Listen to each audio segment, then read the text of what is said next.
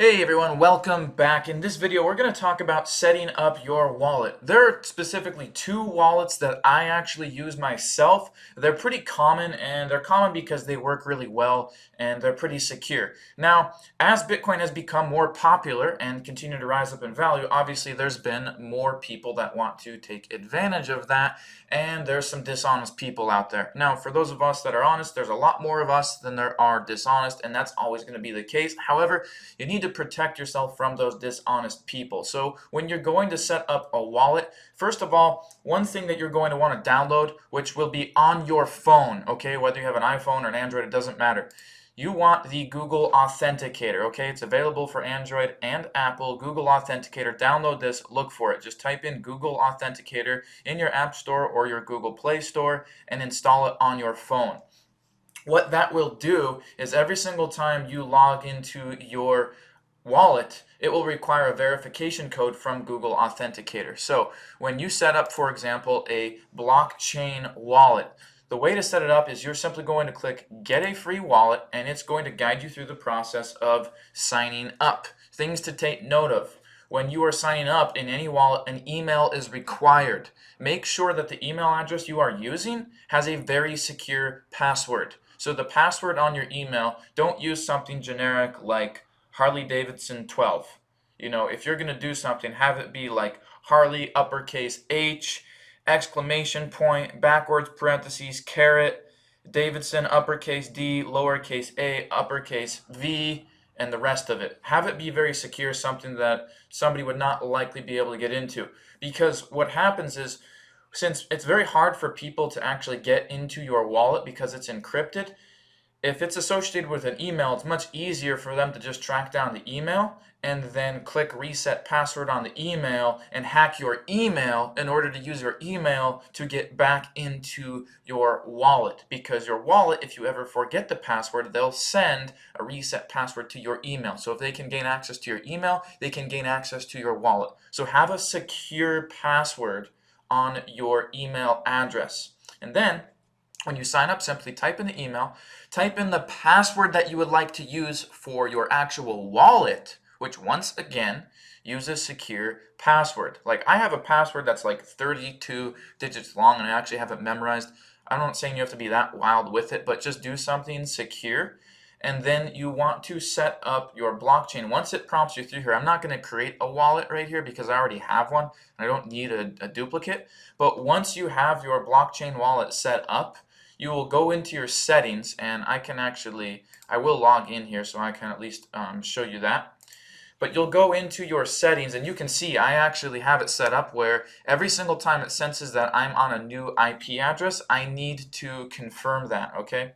But once you go into your settings, it's going to allow you to turn on a setting that says 2FA. 2FA stands for two-factor authentication. Two-factor authentication means that every single time you come into your blockchain wallet or your Coinbase wallet, whatever you're using, you have to type in a code. And that code is going to be populated through your Google Authenticator app on your phone. So you go into your Google Authenticator app on your phone, you'll see the code, and it'll be a 6-digit code. You'll type that in, and then it'll allow you to gain access to your own wallet. That way, you have a secure wallet password. Your wallet is backed by your email account, which also has two-factor authentication and a secure password, and it requires two-factor authentication to get into your actual Bitcoin wallet. So I'll say that again. When you set up a Bitcoin wallet, you want to download the Google Authenticator app. Once you download the Google Authenticator app and you create your wallet with an email and a secure wallet password, you'll go into the settings of your wallet. When you're in your settings of the wallet, you'll look for a 2FA setting, which means you are asking the blockchain wallet or the Coinbase wallet, whatever you have, to allow you to set up two-factor authentication.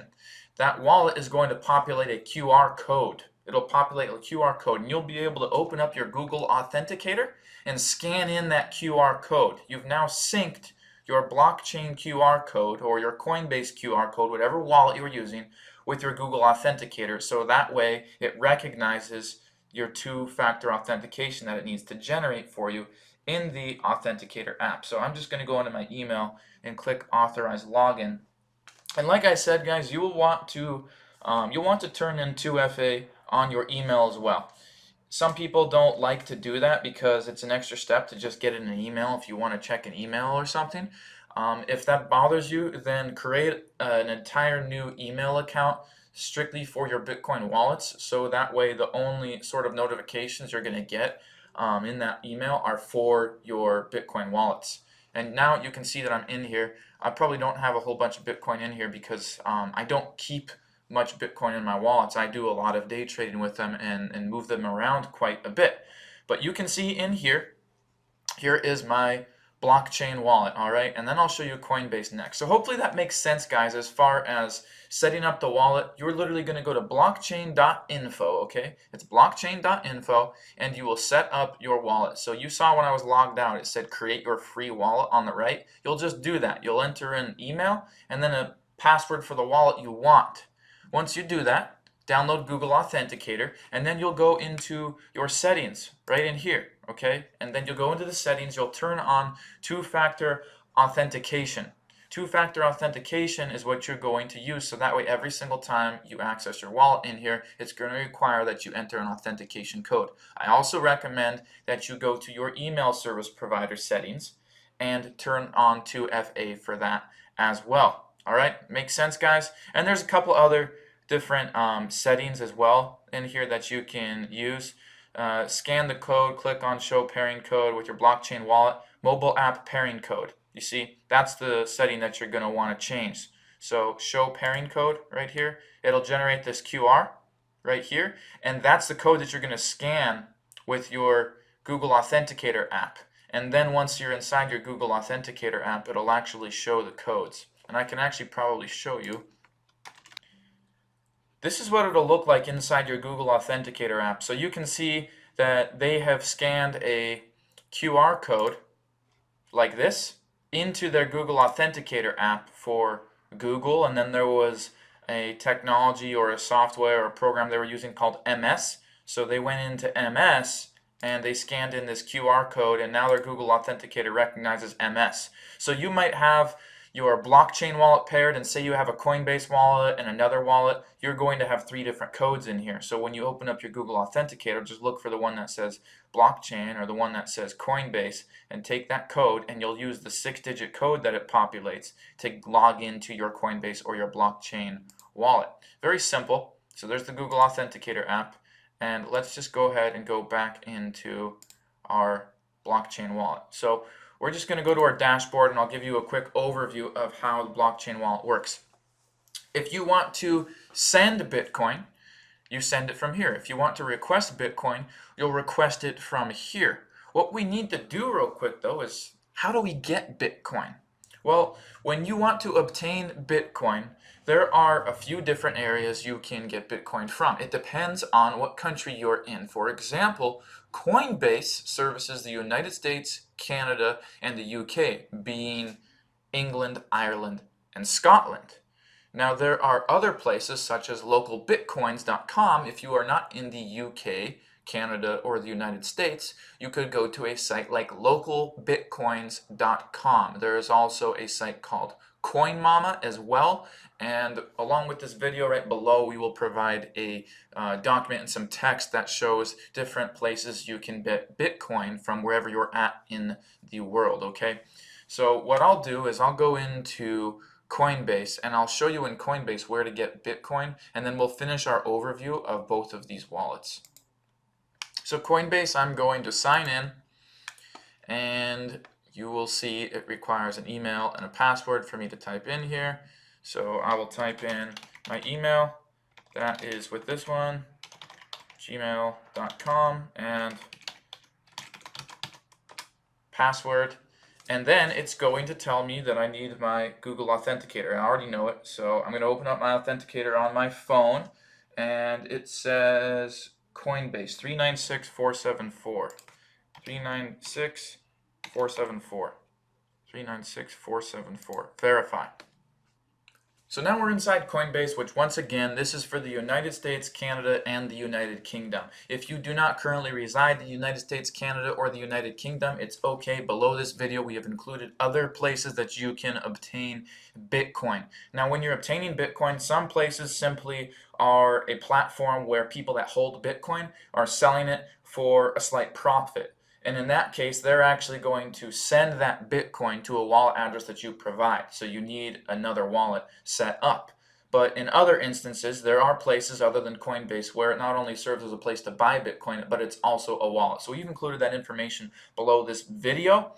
Coinbase is just a really good place to just show you the basics, and everything really works the same amongst all wallets. They all have the same type of settings. They all have different user interfaces, but it's the same type of stuff. So for learning purposes, we're going to be inside Coinbase here.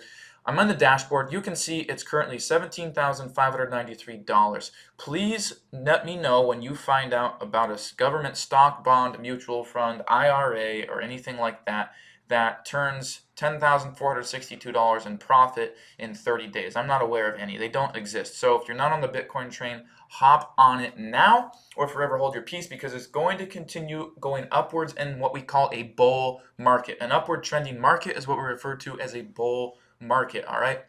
So we're going to go into settings real quick. It's very simple. Right when I go into settings, you're going to see the area where you can click to do two-factor authentication. It's right here. You just click two-factor authentication and then boom, you are in there. Very simple to do, not hard. Let's go into our buy and sell now. So we've looked at the dashboard, we've looked into settings where you know how to do two-factor authentication. Now let's go into buy sell. Coinbase allows you to buy and sell a couple different things. You can buy and sell Bitcoin, you can buy and sell Ethereum, you can buy and sell Litecoin. Ethereum and Litecoin, for long-term investment purposes, it's good to buy these. These are very good to buy. Now, there are swings, of course, where it goes up in value and then down in value and up in value. But we are moving in an upward trend with Ethereum and Litecoin in the long term. These are coins that are going to be doing and are already starting to do what Bitcoin has already done. Gone from something worth 8 cents to now something that earlier today hit over $19,000 actually. So it's going to continue going in that trend. You can actually tack into Ethereum and Litecoin. Ethereum is ETH, Litecoin is LTC. Now you can see in here I've got different payment methods for buying coin. So I currently have 85 cents in my USD wallet, and then I have a couple bank accounts paired. If you want to buy Bitcoin instantaneously, a debit or credit card works best. Bank accounts will take a few days before the funds are available in your Coinbase. So I suggest that you add a payment method by doing a credit or debit card. All right, it's going to do a small amount, but it's going to be instantaneous. If you do a bank account, you can buy in large quantities. It just takes 4 to 5 days. So if you want to start out with something small, do a credit or debit card. It'll be available like that. If you're like, hey, I want to buy $2,000, $3,000, $5,000, $8,000, $20,000 in Bitcoin, you're going to want to use a bank account. You can also do wire transfers, but usually I like to do a credit or debit card to just get in the market and have it instantaneously.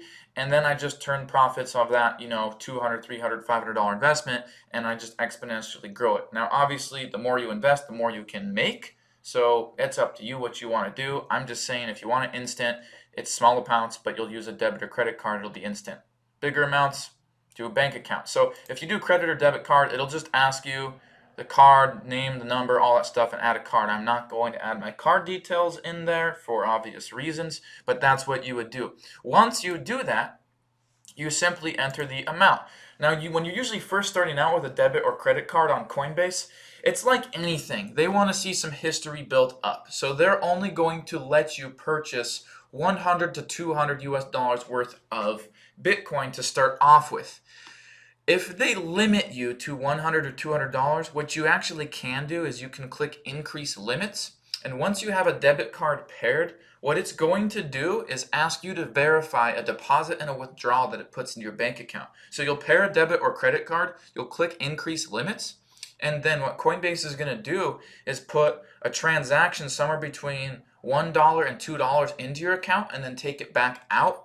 It will simply ask you what the amounts of the two transactions are. So you'll click increase limits, you'll go through that, then you'll log over into your bank account and you'll look and see that it deposited $1.31 and it took out $1.27. It'll ask you to put those two amounts in to verify it. They're literally just verifying that this card you're using, this bank account, is actually yours. You have access to all that information.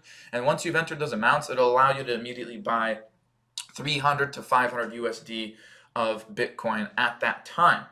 And as you start doing more business with Coinbase, sending in Bitcoin, taking some out, buying some, selling some, after a week or so, you'll be able to increase the limits again. You can see that I'm able to buy about $15,000 per week because of history that I've built up with Coinbase, all right?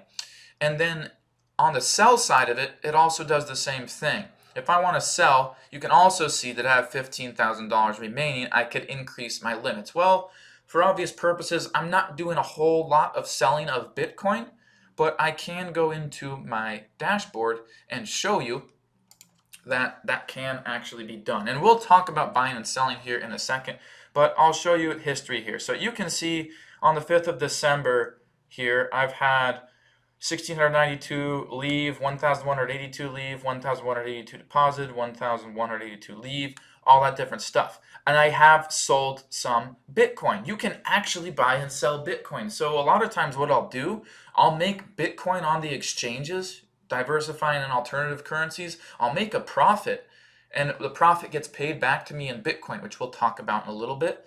And I actually send the Bitcoin that I've made back over into Coinbase, and once in a while I'll sell it. Now when you sell Bitcoin inside Coinbase, the Bitcoin, what happens with it is it sells it back into the market, and it pays you the equivalent amount back in your local currency. So if it's British pounds, if it's the Canadian dollar, if it's the US dollar, it will actually pay you that amount in Bitcoin back in your local currency. Now you have what we call fiat currency. You have government issued, government regulated cash. Okay, now what we can do with that is simply pair a bank account and send that right over to our bank. So if you want to buy or sell Ethereum, Litecoin, Bitcoin for cash, and pair your bank account, send it right over your bank account, you can do that. It's very liquid. It works very well. So that's how to set up your wallets with two-factor authentication. That is how to get into the Bitcoin market, either with pairing a debit or credit card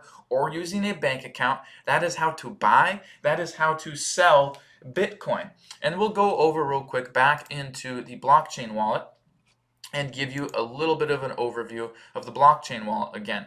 One other thing in your settings that you can do is you can enable it to notify you if it senses a new IP address logging in, which is great because obviously if you're in the same place and it senses that somebody else is trying to log into your account, it won't let them, and you'll actually get an email notification saying, is this you? Was this you? Approve or decline, and you can do it. And that's what blockchain just did for me. Blockchain, very similar. Send here, request here. Very simple. Okay guys, so I'm actually going to act as if I'm going to send and receive some Bitcoin from one of my wallets to another wallet. So I'll walk you through that and what that would look like.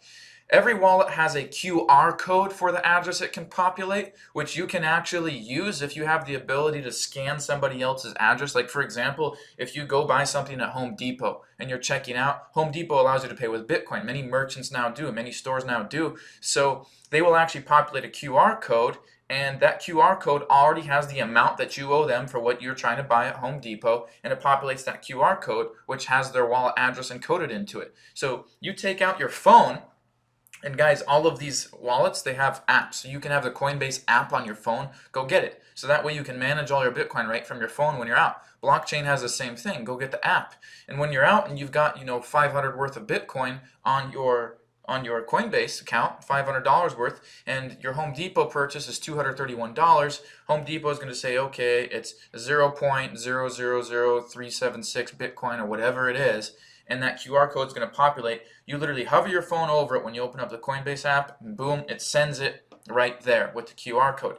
Now, if you don't have the QR code or you're not using that, you can simply use the wallet address. If you're using a wallet address, so say I wanted to send these $2 of Bitcoin into my Coinbase wallet, I would go over to Coinbase, and I'll get this out. I will go to receive, and you will see that it says only send Bitcoin to this address. Another common mistake, guys. Don't send Ethereum to a Bitcoin address. Don't send Litecoin to a Bitcoin address. Don't send Bitcoin to a Litecoin address or Bitcoin to an Ethereum address. You can only send one currency to the same currency of another wallet. So you can only send Bitcoin out of one wallet into Bitcoin of another wallet. You can only send Ethereum out of one wallet into Ethereum of another wallet. You can't just expect Bitcoin to become Ethereum without having an exchange take place, okay? So only send Bitcoin to this address. Sending any other digital asset, including Bitcoin Cash or USDT, will result in a permanent loss. So show address. Here's my QR code. I could simply scan and be able to send whatever amount I want right to there, or I could copy this. A very common mistake. People will take an address and they'll skip a character. Like they'll copy this much of it, or they'll copy the beginning and not the end, or they'll put a space in it on accident. If you do that, that Bitcoin is lost forever. So what's the moral here? Get the right Bitcoin address and make sure you're copy pasting the whole thing without any additional characters or without deleting any characters. So we'll copy that. We'll go over here. I have now taken my Coinbase Bitcoin receive address and I'm going to send, or act like I'm going to send, out of here. And it's going to tell me I don't have enough Bitcoin in here. $2 isn't enough Bitcoin to be able to send, but within reason, like I could send probably $3 or $5 as opposed to, a debit card ATM machine, you'd have to do $20.